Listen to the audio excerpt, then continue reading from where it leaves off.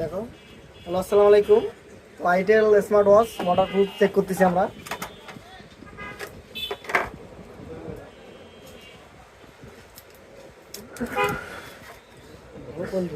এটা মানে কতক্ষণ পানির ভিতরে তুললে কোনো সমস্যা হবে না ভাই?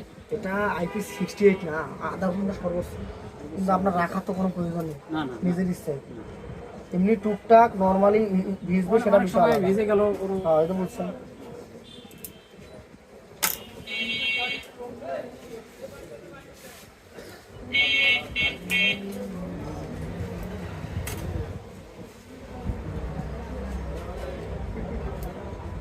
কাট ও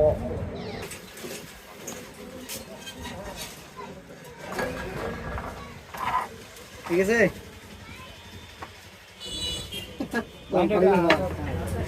ফেলা না।